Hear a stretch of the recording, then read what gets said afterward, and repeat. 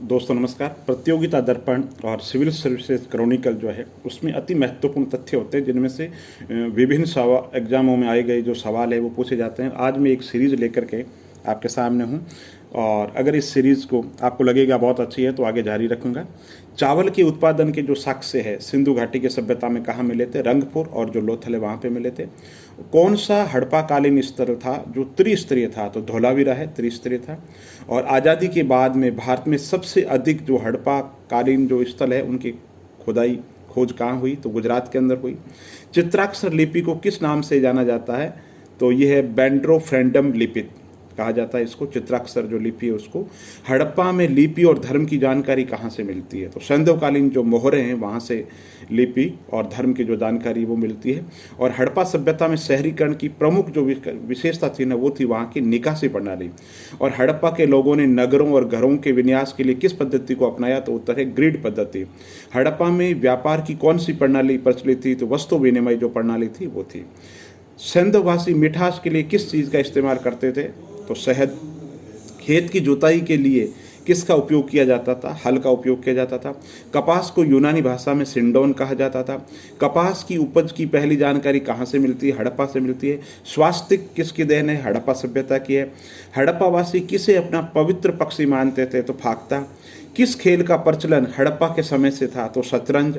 बिल्ली का पीछा करते हुए कुत्ते के पंजों के निशान कहाँ से मिले? सिंधु घाटी कालीन जो स्थल है चन्हुदड़ों से मिले हैं। इसके अलावा मनके भी यहाँ मिले हैं। आग से पकी हुई मिट्टी को हड़प्पावासी क्या कहते थे? तो टेराकोटा कहते थे।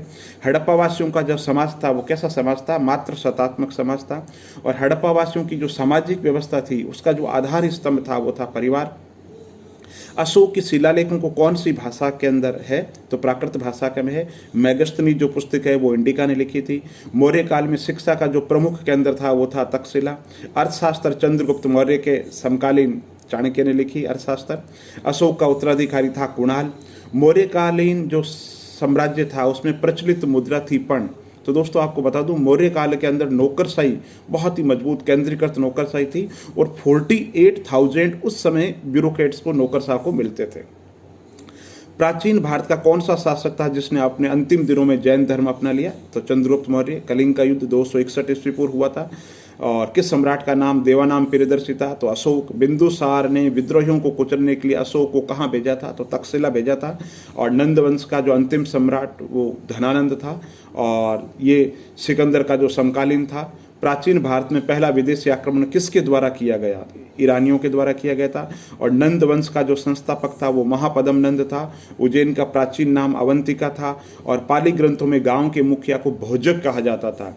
और भारत में सिकंदर का जो मुख्य युद्ध है पोरस के साथ हुआ था। और भारत पर आक्रमण सिकंदर ने किया था 326 ईस्वी पूर्व में किया था। ऋग्वेद में गाय के लिए अघन्य शब्द का जो प्रयोग है वो किया गया है।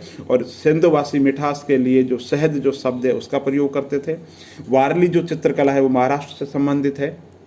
और एक सवाल है चंद्रकांता जो पुस्तक है वो किसने लिखी? देवकीनंदन खत्री ने लिखी।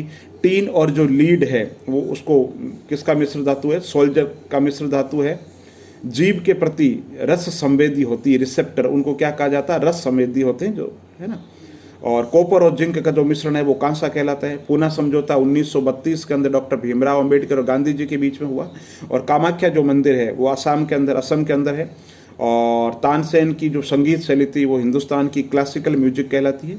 और इंटरनेशनल एटॉमिक एनर्जी एजेंसी है 1957 में स्थापित की गई और वियना ऑस्ट्रिया के अंदर है। और आर्य समाज की स्थापना स्वामी दयानंद सरस्वती ने की थी और इन्होंने शुद्धि आंदोलन चलाया था। सत्यार्थ प्रकाश की रचना की थी। पीली क्रांति का संबंध सरसों से है। और खेतों में नाइट्रोजन की मात्रा को घटाने के लिए किस प्रकार की खेती की जाती है? तो दलहन की खेती की जाती है। तो दोस्तों अति महत्वपूर्ण जो सवाल विभिन्न प्रतियोगी परीक्षाओं में पूछे जाते हैं ये बहुत ही लोकप्रिय सवाल होते हैं। और हर एग्जाम में जो बेसिक सवाल होते हैं लगभग ये सवाल है बहुत ज़्यादा रिपीट होते हैं। और ये सीरीज आपको कैसे लगी? अगर आप कहोगे अच्छी लगी तो इस सीरीज़ को जारी रखेंगे। बहुत बहुत धन्यवाद।